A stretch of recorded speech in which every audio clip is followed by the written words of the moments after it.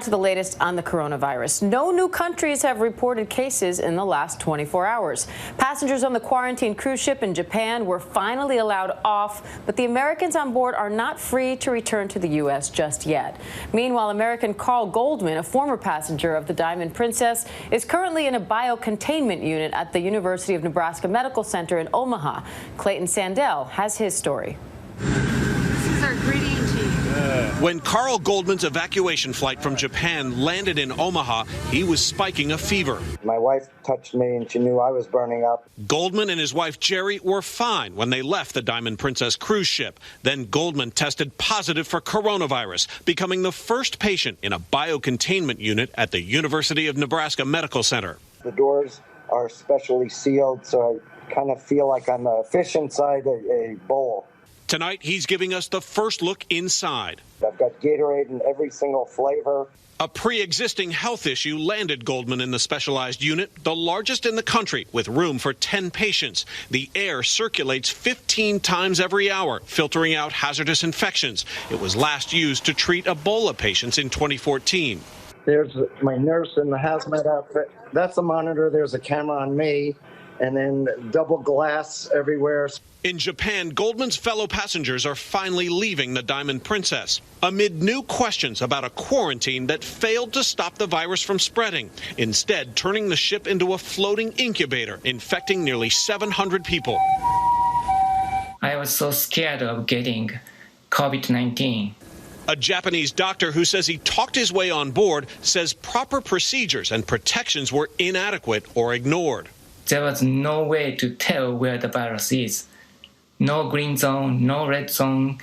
Everywhere could have virus, and everybody was not careful about it.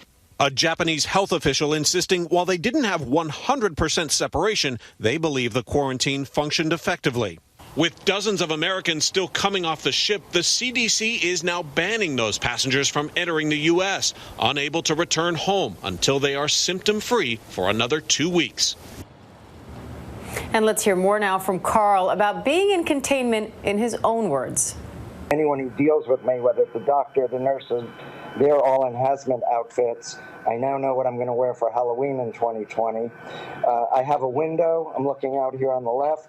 I have windows on the right, but it's all double pane thick glass. The doors are specially sealed, so I kind of feel like I'm a fish inside a bowl.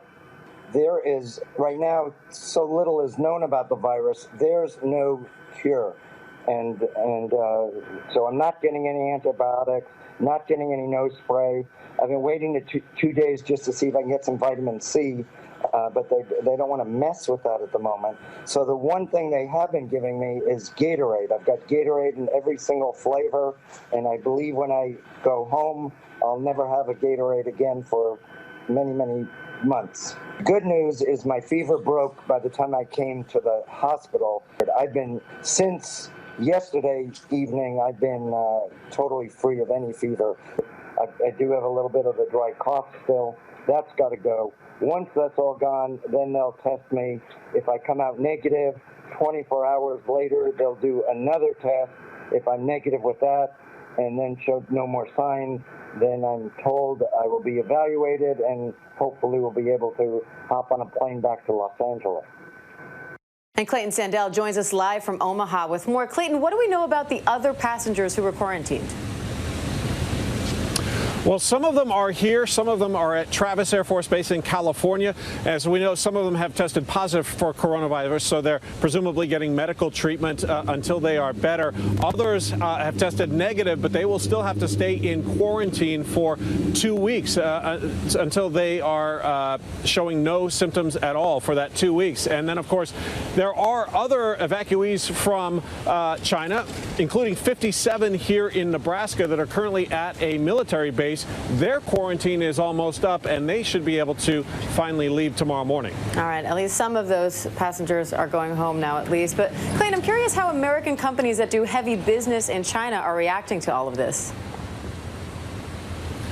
Yeah, it has been tough economically. We've already seen stores like Starbucks, McDonald's shutting down some of their locations across China. They have tried to reopen some of those, but now we're hearing from car makers, including companies like Land Rover, companies like Toyota, who are now running into supply chain problems because some of these factories in China are closed and it's difficult to get parts. So the economic ripples here may last for several more weeks. Yeah, Diane? definitely a domino effect. Clayton, thanks. Hi, everyone. George Stephanopoulos here. Thanks for checking out the ABC News YouTube channel. If you'd like to get more videos, show highlights, and watch live event coverage, click on the right over here to subscribe to our channel. And don't forget to download the ABC News app for breaking news alerts. Thanks for watching.